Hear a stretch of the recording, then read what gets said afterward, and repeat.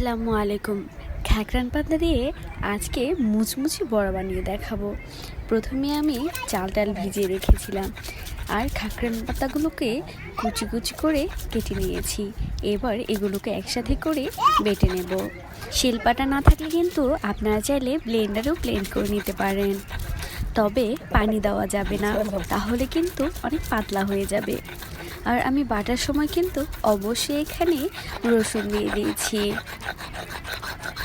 এগুলোকে একদম মিহি করে বেটে নিতে হবে।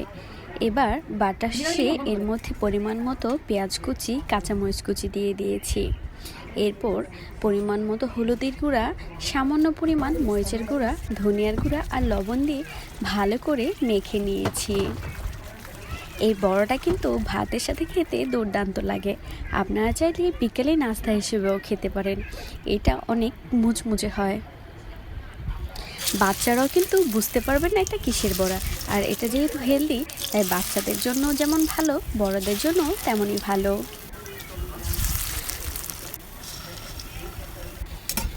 বড়াগুলো দিয়ে আমি এপাশ ওপাশ করে কিছুক্ষণ করে ভেজে নেব। মুচমুচে হয়ে আসলে এগুলোকে উঠিয়ে গরম ভাতের সাথে সার্ভ করে দেব।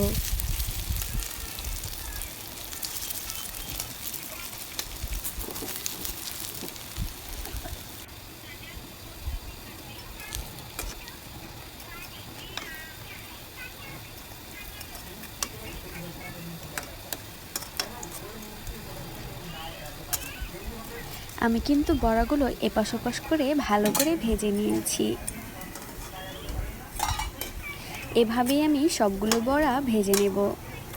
এত কম সময়ে এবং কম উপকরণ দিয়ে এত হেলদি একটা মজার বড়া হবে তা আপনারা কল্পনাই করতে পারবেন না। রেসিপিটি একবার ট্রাই করে দেখবেন, আর ভালো লাগলে অবশ্যই কমেন্ট করে জানাবেন। আমার চ্যানেলে নতুন হয়ে থাকলে চ্যানেলটিকে সাবস্ক্রাইব করে দিবেন আর ভিডিওটিতে অবশ্যই লাইক করবেন।